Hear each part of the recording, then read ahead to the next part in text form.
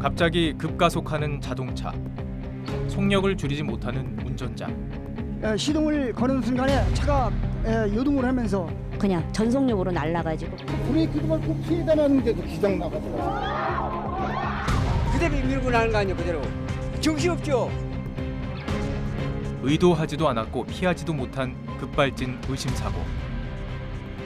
결국 끔찍한 인명피해로 이어지곤 합니다. 거기하고 나 먹어도 된다 이제.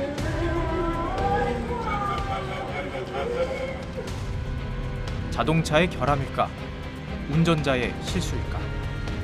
엑셀과 브레이크의 진실을 찾아가 보겠습니다.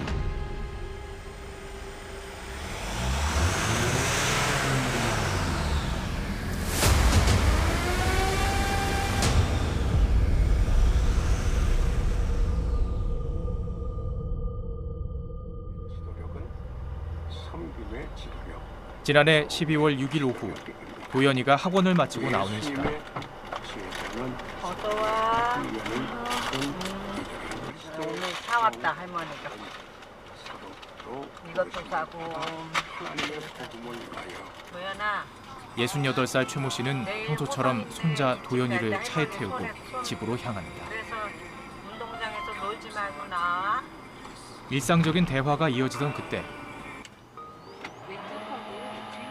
최 씨의 자동차가 갑자기 굉음을 내더니 앞차를 추돌했습니다. 아이고 이게 왜 안 돼? 커피 났다. 엄마. 이게 안 돼. 도연아. 도연아. 도연아. 도연아.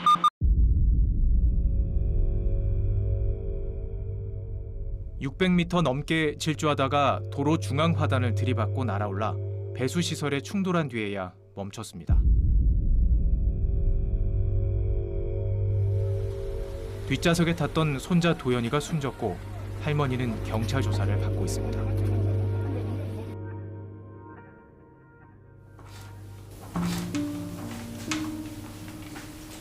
이해할 수 없는 교통사고 이후 9달이 지난 지금 가족의 시간은 그날에 멈춰 있습니다. 그러니까 역사를 너무 좋아해서 초등학교 2학년 때 역사 초급을 한국사 시험 봐서 땄었거든요. 도현이의 꿈과 기억도 그대로 남아 있습니다. 6학 이제 5학년 때부터는 변호사가 우영우 변호사를 이제 보면서 변호사가 되겠다고 꿈꾸면서 고등학교, 대학교 어떻게 진학을 할지 자기가 이제 계획도 해보고 막 그랬었거든요. 그래서 그랬고 이 책은 저희 변호사님께서 그 얘기를 듣고 도연이 묘비에 책을 갖다 놓고 가셨더라고요. 몰랐는데 그래가지고 도연이 읽지를 못했던 책이긴 하죠.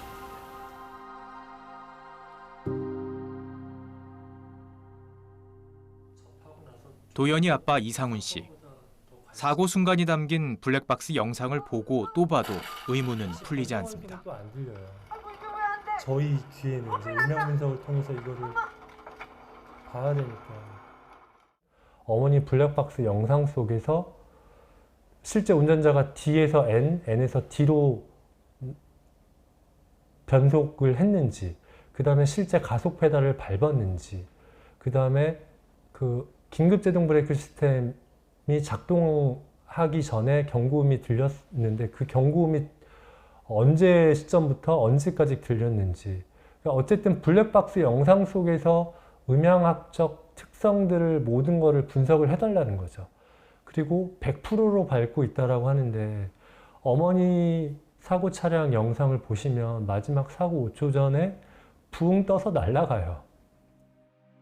얼마나 속도가 빠르면 여기를 뛰어넘어서 여기를 붕 떠서 일로 떨어졌다고 생각을 해보세요, 차가. 사고 현장을 수십 번 다니고 목격자를 찾아 탄원서도 받았지만 법원 판단을 기다리는 것 외에 달리할 수 있는 일은 없습니다. 부딪히지 않았을까 싶어요. 여기든 차를 여기다 지금 빼놨거든요. 지금 있잖아요. 네.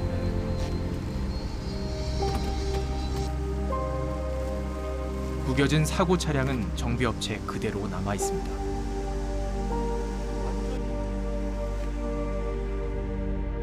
국가수에서도 EDR 데이터를 결과를 추출해서 감정 분석을 했지만 저희가 필요하면 외부의 감정기관을 통해서도 EDR 추출을 다시 해서 분석을 또 할 수도 있는 부분도 있기 때문에 어쨌든 여러 가지 이유에서 일단 차량을 보존하고 있습니다.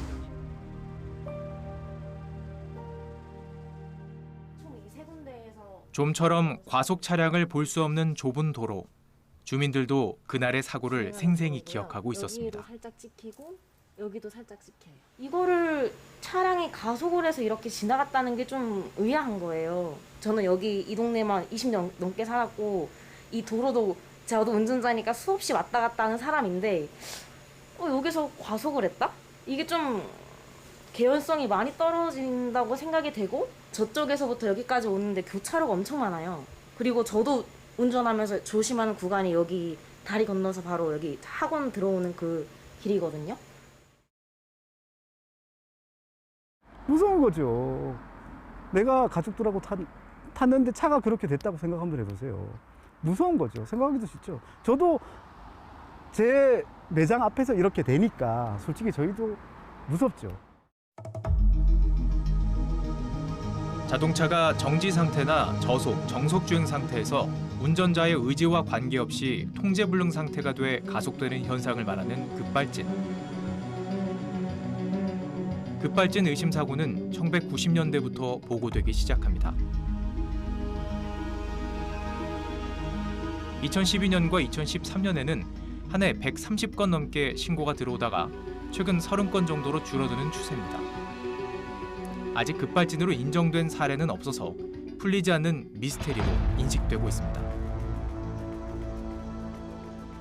그러니까 어떤 에러가 발생했을 때 그 에러를 갖다가 바로 수정해서 바로 잡고 차량을 정상 상태로 돌릴 수 있는데 운전자가 당황하면서 이미 사고는 발생했을 가능성이 높고요. 그리고 그 현상이 재현이 되거나 기록이 안 되다 보니까 급발진에서 밝히는 이런 부분에 대해서는 정말 쉽지 않다 이렇게 판명되고 있습니다.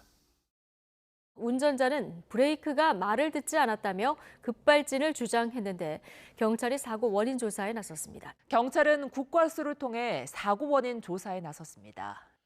급발진 의심 사고의 원인은 과학적으로 정확하게 규명되고 있지 않습니다. 최근에는 방송이나 유튜브에서 비슷한 사고를 다루는 프로그램도 많아졌습니다. 사고 영상을 반복해서 보면 이해할 수 없는 상황에 누구라도 급발진을 의심하게 됩니다. 왜 급발진이네? 예. 100% 급발진이다. 이건 급발진 유사 사례나 가능성이 높다가 아니라 100% 급발진이라고 보는 거죠. 그리고 검사가 할머니의 잘못이라고 법원에 기소한다면 제가 무죄 판결 받아오겠습니다. 제가 무죄 판결 받아오겠습니다. 급발진 전문가들은 컴퓨터와 같은 전자신호 이상이나 소프트웨어 오류를 주장합니다. 전자화, 그러니까 센서와 컴퓨터를 장착하면 사실 급발진은 생길 수밖에 없는 거죠. 전자제어 시스템의 문제예요. 일렉트로 컨트롤 유닛이라고 해서 우리말로 전자제어 장치. 예컨대 제 이 스마트폰이 가끔 가다가 저절로 폭 하고 꺼지는 경우도 있고요. 먹통이 되는 경우도 있어요. 그래서 이걸 들고 그 서비스 센터 가면은 서비스 센터에서 잘 되는데요. 그러면 아까는 분명히 안 됐는데 그럼 그때 갖고 오세요. 그걸 제가 봐야 됩니다. 근데 급발진 나는 그 사고 날 때는 국가수 직원이 못 보잖아요. 이미 폐차된 차, 그 고철 덩어리거든요. 갖고 가서 여기다 이렇게 양쪽에 손을 연결하니까 불 들어오네, 불 들어오네, 불 들어오네. 정상. 그래서 정상이라고 하는 겁니다.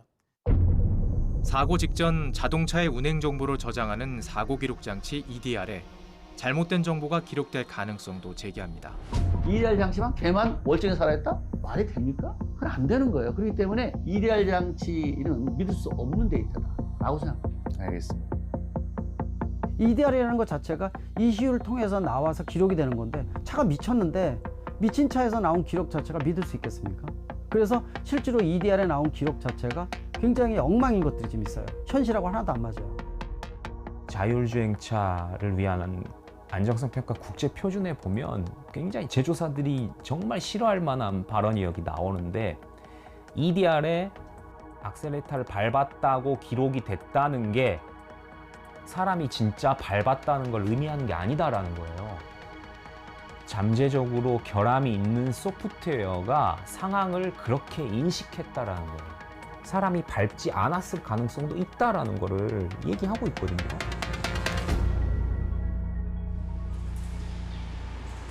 의심을 받고 있는 사고 기록 장치 EDR의 신뢰성부터 따져보도록 하겠습니다. 국내 생산 차량의 결함을 밝혀 리콜 여부를 판단하고 중대 사고 원인을 조사하는 자동차 안전연구원을 찾아갔습니다. 이렇게 되어 있습니다. 이게 이제 사고 차량에서 탈거한 에어백 제어 장치이자 사고 기록 장치입니다. 사고 기록 장치는 에어백 제어 장치 내에 있는 기능인데요. 얘를 탈거를 하게 되면 이렇게 되어 있고요. 얘를 다시 앞에서 보시게 되면 이런 식으로 회로 기판이 있습니다. EDR 사고 기록 장치는 여기에 들어가 있는 8핀짜리 작은 칩입니다. EDR에는 운전자가 엑셀을 밟는 정도, 브레이크 작동 여부 등을 포함한 15가지의 필수 항목과 엔진 회전수, 조향 관련 정보 등 최대 45가지의 정보가 기록됩니다. 이 데이터를 기록하는 방식은 특정 메모리 영역에 데이터가 계속 흘러가고 있다고 생각하시면 되고요. 사고가 발생이 되고 시스템이 사고라고 판단했을 때 특정 영역을 지나가고 있는 데이터들을 스탬프 찍듯이 딱 찍어냈다고 보시면 됩니다. 사고 나기 5초 전부터 사고 난 순간까지의 데이터가 기록이 되고 있는 거고요.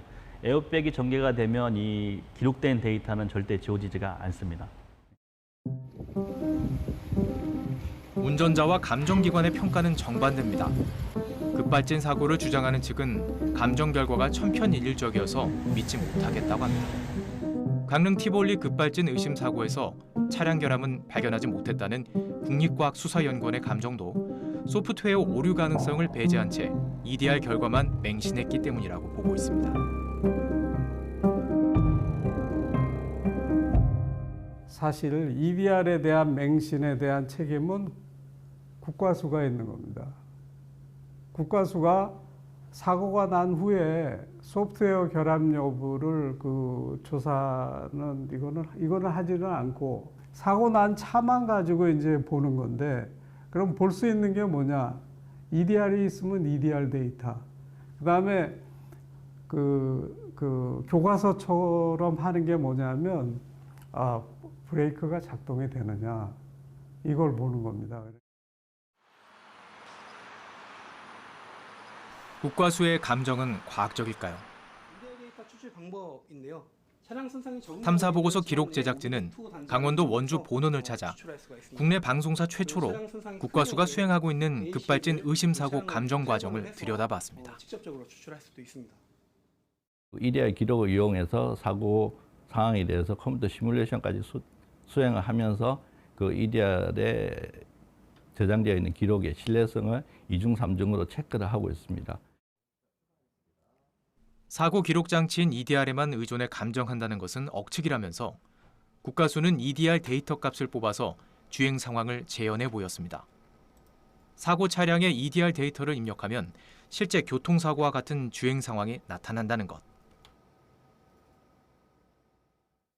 지금 영상을 하나 보여드릴 건데요. 좌측 영상이 이제 그 실제 차량 충돌 실험을 한 영상이고요. 그 우측 영상이 충돌 실험으로부터 얻어낸 EDR 데이터를 기반으로 그 충돌 상황을 재현한 영상입니다. 영상을 함께 보시도록 하겠습니다. 보시는 바와 같이 이제 그 정상적으로 이제 그 주행하고 하는 상황들이 같은 시퀀스 내에서 이제 그 확인되는 것을 알 수 있습니다.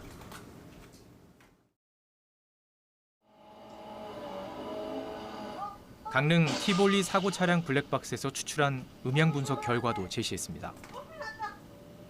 국과수 자체 프로그램으로 사고 차량의 엔진 회전수를 알아낼 수 있고 차량 속력까지 계산이 가능해 사고 전반을 그대로 재구성할 수 있다는 겁니다. 별도로 코딩을 해서 이 엔진음을 추적할 수 있게끔 저희가 프로그램을 구성을 했습니다. 기어가 중립에 있는 상황에서 엑셀을 밟아 굉음과 함께 RPM이 크게 올라갔고 이후 기어가 주행으로 바뀐 다음에는 1차 사고 때문에 차량이 파손되어 엑셀을 100% 밟았는데도 속력이 시속 116km 이상으로 올라가지 않았다고 추정했습니다. 첫 번째 이제 모니터랑 추돌했을 때 상황에 대한 이제 그 영상 스펙트로그램입니다. 그리고 이후에 이제 그 시험 지점에 충돌하기까지 이제 그 녹화되어 있던 이제 그 영상에 대한 스펙트로그램은 우측에 이제 나타낸 바와 같습니다. 그래서 이 스펙트로그램 분석을 통해서 얻어낸 음향 주파수를 엔진 회전수로 이제 그 변환을 할 수가 있습니다. 엔진 회전수에 대한 이제 그 결과 그래프는 아래에 이제 그 나타낸 바와 같고요. 여기 보시는 바와 같이 이제 그 엔진 회전수가 한 2000 얼마에서 갑자기 이제 그 6200 RPM으로 6200에서 6400 RPM으로 확 뜁니다. 그리고 이후에 이제 그 어느 정도 이제 감속을 했다가 그러고서 무인 차량을 추돌하는 상황 보여지고요.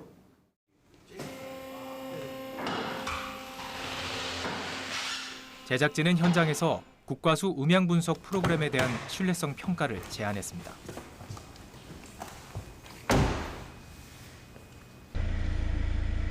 여기에 지금 담긴 RPM 그 회전수를 아까 그 코딩된 그 기계에 우리가 바로 담아가지고 그 패턴을 좀 볼 수 있을까요?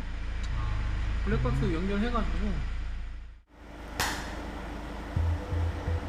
네, 지금 저희 차량 진단기에서 현재 차량의 엔진 회전수가 나오고 있습니다. 그리고 차량에는 블랙박스가 장착이 되어 있는데요. 저희가 가속 페달을 밟아 가면서 엔진을 구동시키고 그때 나타나는 엔진 음을 블랙박스를 통해서 녹음을 하도록 하겠습니다.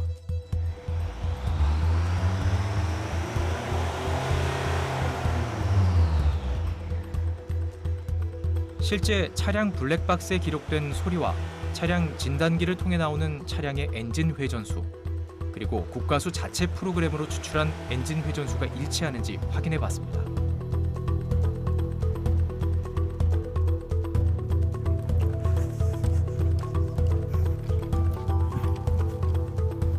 그럼 조금 전 실험 차량에서 얻은 블랙박스 영상에서 실험 차량의 엔진 RPM을 추출해 보겠습니다.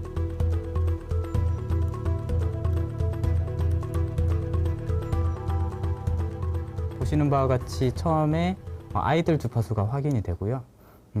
저희가 가속 페달을 밟고 땜에 따라 엔진 RPM이 상승, 하강, 상승, 하강 하는 모습이 이렇게 톱니 형태로 확인이 되는 보이는 것을 확인할 수가 있습니다.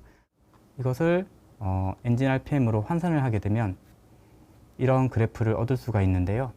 아이들 상태인 800rpm부터 시작을 해서 약 3500rpm, 또 800rpm까지 떨어졌다가 4000rpm, 그리고 마지막에는 800rpm까지 떨어졌다가 약 4900rpm까지 상승한 것을 확인할 수가 있습니다. 강릉 급발진 의심 사고 운전자 측은 근본적인 의문에 대한 설명이 아니라고 지적했습니다.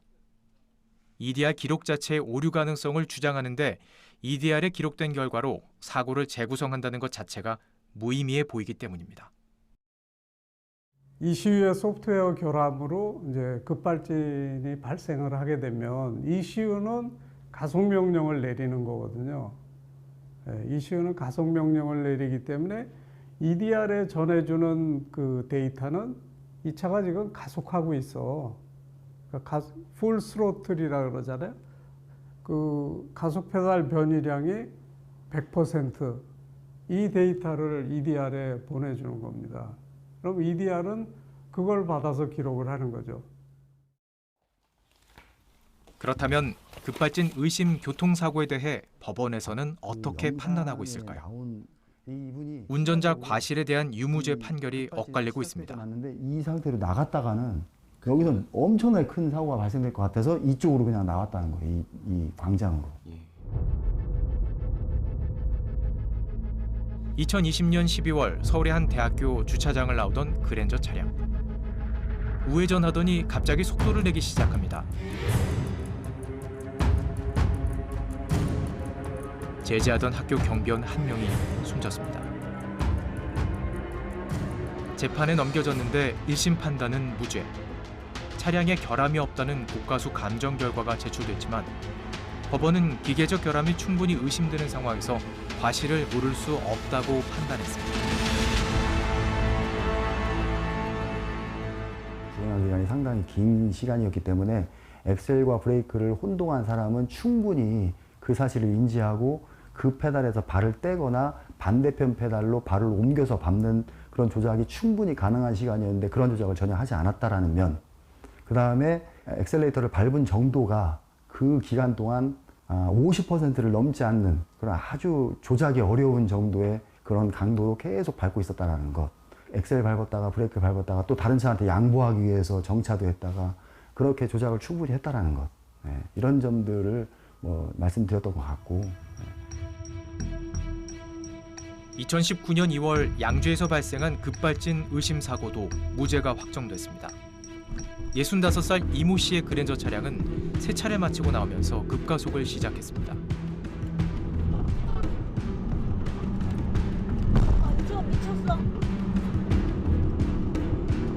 33초 동안의 필사적인 역주행 상황. 건물에 부딪혔는데 편의점 안에 있던 사람이 숨졌습니다. 운전대는 말을 들었어요. 내 마음대로 갈 수 있었어요. 그렇지만 이제 브레이크가 안 들었어요. 브레이크가 들어가갖고 안 나와. 딱 들어가고 안 나오더라고요. 그래갖고 이제 이거는 뭐 어떻게 할 수가 없잖아요. 들어가서 안 나오니까. 그런데다가 차는 미쳐가지고 지가 막 가고 싶은 대로 가는 거예요. 그러니까 이제 이것만 털을 수 있었던 거지. 그러니까 오는데 사람도 피했고. 법원은 당시 차량의 운행 방향과 속도가 매우 비정상적이었고 그런 운행이 운전자 과실 때문이라고 추정해서 단정하기 어렵다고 판단했습니다. 피고인이 운전하는 도중에 뭐 괴성을 지른다든가 뭐 브레이크가 안 밟혀요 뭐 이런 간접적인 사실만 가지고 무죄가 나온 사건이거든요. 그리고 뭐 심지어는 운전 경력이 25년인데 이걸 가지고 뭐 그 사고를 낼 가능성은 좀 희박하다. 이 정도까지 굉장히 폭넓게 바라보신 사건입니다. 그래서 간접 사실이라고 표현하는데 그런 간접 사실, 그러니까 아주 작은 사실들이 뭉쳐서 무죄를 만든 사건입니다.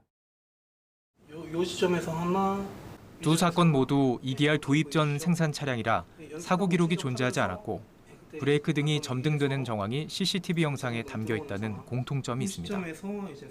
두 사고를 감정한 국가수는 사고 차량의 브레이크 점등 스위치를 비롯해 제동 계통에서 결함이 발견되지 않았다고 설명했습니다.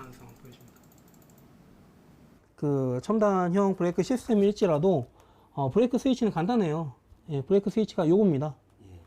요 부분 이제 그 하부 보면은 이제 그 접점이 지금 달라붙어 있는 상태이고요. 살짝만 누르게 되더라도 예, 접점이 떨어지죠. 예, 떨어지면은 제동등이 들어온다라고 보시면 되겠습니다. 그렇지만 반도체나 소프트웨어 결함이 생긴다면 브레이크 작동에도 영향을 주지 않을까? 랜덤 하드웨어 페일러는 어떤 시스템의 메모리의 어떤 특정 비트가 0과 1이 순간적으로 뒤집히는 현상을 의미합니다. 이 비트 플립이라고 불리는 현상은 현재 기술로는 100% 방지할 수가 없습니다. 하지만 시스템 설계 단계에서 부품의 랜덤 하드웨어 페일러 확률을 엄청나게 낮출 수는 있습니다. 예를 들어서 ISO 26162의 최고 등급인 D등급을 만족하려고 하면은 이 랜덤 하드웨어 페일러의 확률이 1억 시간에 한 번으로 낮춰져야 됩니다. 그렇기 때문에 굉장히 발생할 확률이 낮은 것이죠. 그런데 문제는 지구상에 현재 15억 대의 자동차가 운행하고 있다는 것입니다. 그렇기 때문에 이 TCS 시스템을 설계할 때는 비트 플립이 기본적으로 발생한다고 가정합니다. 2010년 미국에서 있었던 토요타 자동차 리콜 사태. I am deeply sorry for any accident that Toyota drivers have experienced. 소프트웨어 결함이 차량의 구동과 제동에 영향을 미칠 가능성이 제기된 상황. 미국 소프트웨어 분석 전문업체 바그룹이 토요타에서 생산한 2005년식 캠리 차량의 소프트웨어를 분석했습니다.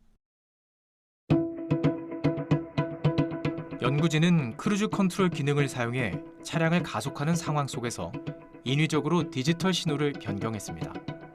그 결과 가속과 관계된 일부 기능이 먹통돼 스로틀 밸브가 고정됐고 가속이 지속되는 현상을 발견했습니다. 설정해둔 속도를 넘어섰지만 페일세이프 기능이 작동하지 않아 의도하지 않은 가속이 발생한 겁니다. 바그룹은 토요타가 국제적 통신 규칙을 따르지 않았고 코딩 규칙을 8만 개 이상 위반했으며 안전성을 담보하는 소프트웨어 설계에 실패했다고 분석했습니다. 토요타는 기소 유예 조건으로 벌금 12억 달러, 당시 우리 돈 1조 3천억 원을 냈습니다. 그때 증명한 게 그 사고 났을 때 그게 소프트웨어 오류 때문이다라는 걸 증명한 건 아니거든요. 문제는 뭐냐면은 도요타가 소프트웨어를 개발하는데 충분히 공을 들이지 않는다라고 하는 거를 이제 증명했기 때문에 그게 인정을 받아서 이제 합의가 되고 뭐 이런 식으로 진행된 거기 때문에 그거를 그대로 대입해 보면은 어떤 문제가 발생했을 때 그 문제의 원인을 찾겠다고 달려드는 거 물론 그것도 필요하긴 하지만 그것보다는 과연 자동차 제조사들이 얼마나 세이프티에 지금 노력을 하고 있는가 그거를 알리는 거 그것도 사실 중요하다고 생각하는 거죠. 10여 년 전 토요타 사태는 어떤 자동차 제조사도 오류 가능성에서 자유로울 수 없다는 의문이 지속적으로 제기되고 있는 이유이기도 합니다. 제조사들이 충분히 전자장치 오작동 가능성은 모른다라고 하면 거짓말이죠. 다 나와 있잖아요. ISO 지금 26262에서도 리던던시가 중요하다라는 얘기 나오는데 그렇다면 그 전자장치 오작동 가능성을 알았는데 얼마만큼 철저하게 대비했느냐. 적어도 전자 제어 장치를 2개 정도 달아뒀다면 걔네들이 그래도 노력한 걸로 봐줄 수는 있겠다. 근데 그럼에도 그런 위험성을 알고 있음에도 불구하고 전자 제어 장치를 하나만 달아놨다. 그랬을 때는 조금 책임을 물을 수 있지 않을까 이제 그런 생각이 드는 거죠. 이번엔 제조사가 급발진 의심 사고에 대해 어떻게 설명하는지 들어볼 차례입니다. 제작진은 지난달 한 자동차 제조사에서 연구자 10여 명을 만나 설명을 들었습니다. 제조사 측은 자동차에는 컴퓨터 CPU처럼 최상위 의사결정을 하는 중앙제어 장치가 존재하지 않으며 소프트웨어 안정성을 위해서 국제기준인 ISO 26262에 따른 다중화 기술을 적용하고 있다고 설명했습니다. 정식 인터뷰는 거부했습니다. 제조사 측은 차량 작동에 관계하는 각각의 영역은 시스템이 분리되어 있어서 어떤 부분에서든 일시적인 결함이 발생하더라도 구동과 제동 등에서 서로 영향을 주고받을 수는 없다고 설명했습니다. 동력을 발생하는 과정과 제동력을 발생하는 과정이 물리적으로 완전히 분리되어 있기 때문에 가속 신호와 브레이크 신호가 바뀌는 것은 불가능합니다.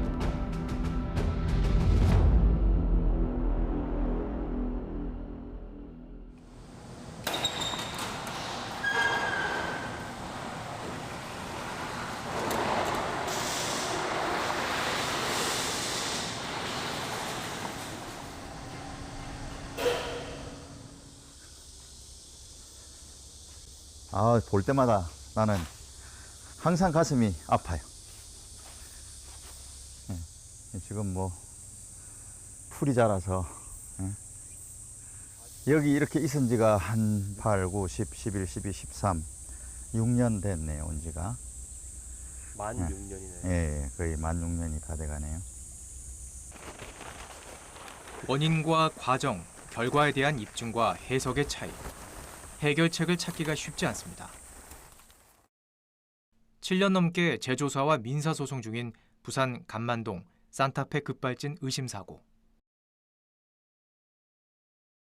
아직 여기 유가족이 이제 법정 다툼을 지금 하고 있는 중이라서 아직 증거물로 유효하니까 지금 못 없애고 있는 거죠.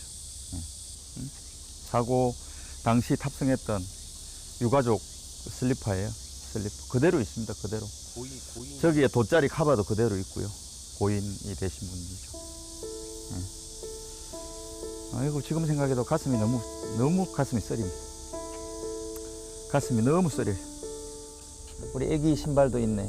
아이고 가슴 아파. 참.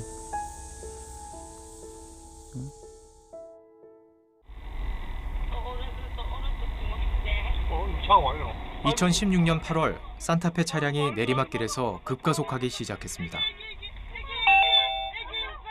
시속 90km로 달리던 차량은 14초를 더 달리다가 트럭에 부딪혔습니다. 운전자를 제외하고 부인과 딸, 손자 2명까지 모두 4명이 숨졌습니다. 검찰은 당시 차량을 멈춰야 했던 운전자가 브레이크인 줄 알고 엑셀 페달을 힘껏 밟았다면 속력이 훨씬 더 높았을 것이라며 기소조차 하지 않았습니다.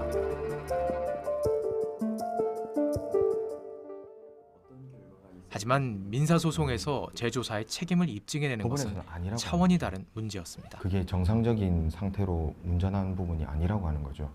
여기서 원심은 입증 책임상 증명의 정도를 통상인의 일상생활에 있어 진실하다고 믿고 의심하지 않는 정도의 개연성 기준을 적용해서 보통의 50%보다 큰 사실 가능성을 요구하는 증거의 우월 기준보다 훨씬 높은 수준의 이 증거를 지금 요구하고 계시는 거거든요.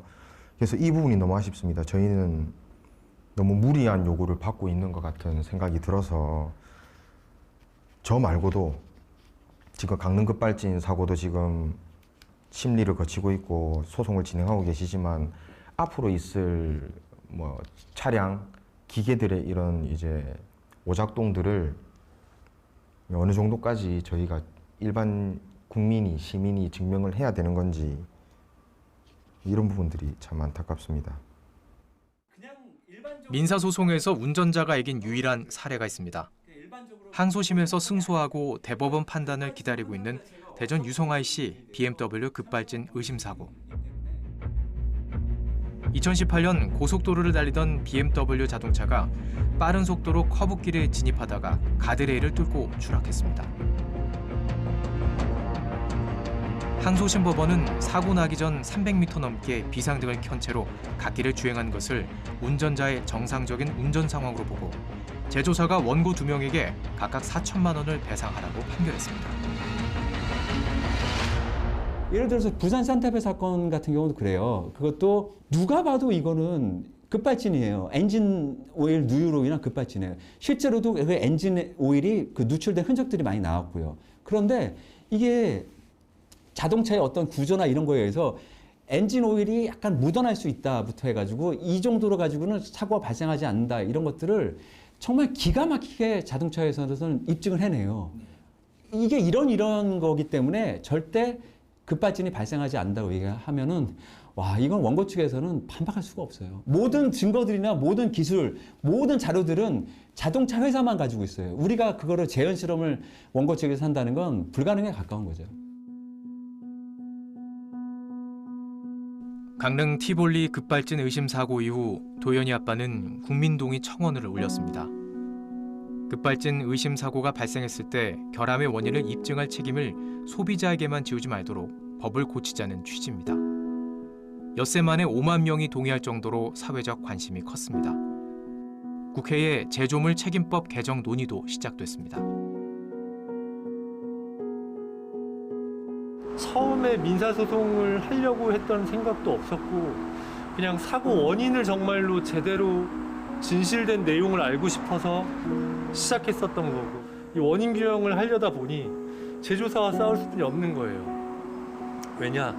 저희는 차량의 결함이라고 확신을 하기 때문에 그러면 차량의 결함을 확인하기 위해선 결과적으로 자동차 회사를 상대로 싸워서 진실을 밝혀야 되잖아요. 안에 공개되지 않은 내부 공개 자료들부터 시작해서 모든 게 오픈이 돼야지만 그 제대로 된 원인 규명을 할 수 있는데 그거를 알아내기 위해서 싸우게 됐고 그 진실을 밝혀질 때까지 이게 몇 년이 걸리든 끝까지 밝혀내야죠. 그 밝혀지기 위해서는 가지고 있는 모든 증거 자료를 제조업자 측에 갖고 있다는 것이죠. 그렇기 때문에 이 제조업자가 그걸 제출을 해야 되는데 지금 현재는 그걸 강제시킬 수 있는 방법이 거의 없습니다. 여기서 그러다 보니까 증명 책임을 내갖고 제대로 못하게 되고 그로 인해서 사실상 피해는 입었지만 피해의 원인이 규명되지 않으면서 여기서 패소하게 되는 그래서 손해배상을 받지 못하게 되는 그런 결과가 발생하게 되고 그러면 피해 소비자 입장에서는 굉장히 억울하게 된다는 것이죠. 제조사는 나는 전혀 책임 안 질 거야. 이게 너무 나한테는 너무 커다란 데미지야. 사실 급발진 사고가 몇 건이나 있겠습니까 이게 1년에. 그럼에도 불구하고 그것조차도 위험부담을 안 한다는 거거든요. 안 하려는 태도이고 그런 위험부담의 측면에서 바라보면 굉장히 심플한 결론이 나올 수가 있습니다. 그 정도는 네가 져. 제조사가 지면 돼. 이제 그런다고 해서 회사가 망하는 것도 아니고. 그런데 일반인 소비자 입장에서는 인생이 망가지는 거거든요. 지난해 유럽연합은 손해배상의 타당성을 입증할 수 있는 증거를 공개하라는 법원 명령을 제조사가 따르지 않으면 법원이 사고의 인과관계를 추정해서라도 판단할 수 있게 하는 제조물 책임법 개정안을 채택했습니다. 제조사의 입증 참여를 한 단계 강화하는 조치라 우리에게 주는 시사점도 있습니다. 다시 강원도 원주 국과수로 가보겠습니다. 먼저 사고 시점의 EDR 정보를 보시면 이벤트 1과 이벤트 2가 각각 기록이 되어 있는 것을 알 수 있습니다. 제작진은 강릉 티볼리 사고 기록을 담은 EDR이 2개라는 사실을 알게 됐습니다. 충돌이 여러 번 있는 경우 EDR은 에어백이 전개되는 2개의 사고 직전 기록을 남기는데 국과수는 이 중 2번째 기록을 공개했습니다. 이벤트 2에서의 이제 그 주행 정보인데요. 그래서 이벤트 1과 이벤트 2가 이렇게 이제 그 겹쳐지는 상황이고요. 이벤트 1 이후에 이제 그 가속 페달 변이량이 제로로 바뀌는 것을 알 수 있습니다. 이에 따라서 도로 중앙 화단을 먼저 이제 그 충돌을 하고 거기서 가속 페달에서 발이 떼어져서 그 굴다리로 전도되는 상황까지 이어진다라고 보시면 되겠습니다. 티볼리 제조사인 케이즈 모빌리티는 인터뷰 대신 서면 답변을 통해 국과수 감정 결과 결함에 의한 급발진 사고가 아닌 것으로 확인됐다면서 신뢰할 수 없다는 명백한 근거가 제시되지 않는 이상 EDR 정보는 신뢰되어야 한다고 주장했습니다. 국과수 감정 보고서를 본 유족 측은 비정상적 RPM 반응 등에 대한 과학적 증명이나 소프트웨어 결함 가능성에 대한 분석 없이 일방적으로 운전자 과실을 추정했다면서 다시 한번 법원 감정인을 통해 신뢰성을 검증하겠다고 밝혔습니다. 기술적 감정을 통해서 최소한 그 국과수의 분석이 잘못됐다, EDR의 기록이 잘못됐다, 이와 같은 그 다른 차량에 소재 결함이 있다, 이런 거를 이제 입증을 함으로 해서 승소 판결을 받으려고 하는 거죠. 이렇게 운전자 측과 제조사 측의 정반대 주장이 평행선을 달리고 있는 급발진 의심 사고. 합리적으로 법률을 개정하고 정확하게 원인을 증명하는 노력도 중요하지만 오랜 법정 다툼과 사회적 논란이 지속되는 상황 속에서 지금 당장 할 수 있는 것은 무엇일까요? 어떤 시스템이 오류가 없다고 하는 것은 마치 이 우주에 외계인이 없다는 것을 증명하는 것과 비슷하다고 생각합니다. 하지만 반대로 어떤 unintended acceleration이 발생했을 때 그게 어떤 시스템의 오류에 의한 것이다 라고 하는 것을 증명하는 것도 그만큼 똑같이 어렵습니다.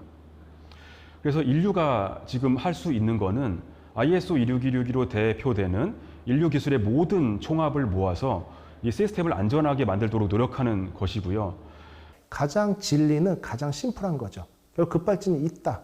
아주 가능성은 작지만 있다라고 해버리면 심플해요. 급발진이 있기 때문에 이런 오류가 발생했다. 그럼 그 원인을 찾고 해결책을 찾으면 되는데 급발진이 없다라고 하면서부터 각종 가정이 붙어서 사고 하나하나가 다른 케이스로 이유를 대야 된다는 거죠. 만일에 급발진이 없다라고 가정을 하면 제작사도 피해자죠. 급발진에 대한 오해 때문에 급발진 방지 장치들을 달고 비용이 들어가고 어떤 지탄의 대상이 되고 그렇기 때문에 자신감이 있는 상황에서 급발진이 있을 가능성을 인정을 하고 머리를 맞대고 그런 오해를 풀도록 힘을 합하자.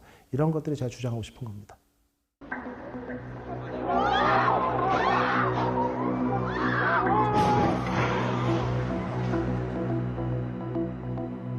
현재까지 급발진 의심 사고의 정확한 원인은 밝혀지지 않았습니다. 차량의 기계적 결함이나 소프트웨어 오류 때문이라고 단정할 수 없습니다. 하지만 차량의 내부 결함 때문이든 운전자의 조작 실수 때문이든 의도하지 않은 급가속으로 인한 피해는 이어집니다. 사고 차량은 충돌 후 튕겨나가 인근을 걷던 80대 여성을 친 뒤 멈춰섰습니다. 병원으로 옮겨진 두 사람은 끝내 숨졌습니다. 길을 걷던 60대 할머니와 18개월 된 손녀를 덮치고 야쿠르트 전동 카트와 전봇대를 들이받고 나서야 멈췄습니다. 할머니는 현장에서 숨졌고 아이는 병원으로 이송됐지만 결국 세상을 떠났습니다. 교통사고는 인명과 재산을 송두리째 앗아가는 현대 문명의 그림자입니다. 첨단화하는 기술과 인공지능의 시대, 자율주행차가 도로를 누비는 시간도 그리 멀지 않았다고 합니다. 그러나 이 원인 모를 사고에 대한 두려움이 커질수록 기술의 미래는 지연될 수밖에 없습니다. 안전에 대한 믿음이 가장 중요하기 때문입니다. 하나의 요인으로 귀결시켜서 자꾸 얘기하는 거는 교통사고에 대한 이해가 없어서라고 저는 생각을 해요. 교통사고는 적어도 15개의 요인이 복합적으로 작용해서 발생하기 때문에 한 가지 요인으로 귀결될 수 없다. 그래서 좀 이해의 영역으로 가져야 하는 거고, 이해의 영역으로 넘어가야만 비로소 사회 문화적인 논의가 가능해지고 좀 더 다양한 어떤 솔루션들을 얘기할 수 있게 되는 거죠. 근데 측정 가능한 거, 증명 가능한 거 이렇게 돼버리면은 이제 논의가 이제 축소될 수밖에 없고, 그러면 이제 계속 이제 쳇바퀴 도는 거죠, 그 안에서. 단순히 자동차 기술 개발만 해서 되는 것이 아니고 사회적인 어떤 분위기, 사회적인 어떤 인식의 전환이 필요한 것이 아닌가. 마찬가지로 이 급발진, 운전자가 의도하지 않는 급가속 사태도 우리가 나도 피해자가 될 수 있고 나도 가해자가 될 수 있고, 이런 인식들이 전환이 기술 개발과 더불어서 일어나야지 이런 사건들을 막을 수 있지 않겠느냐.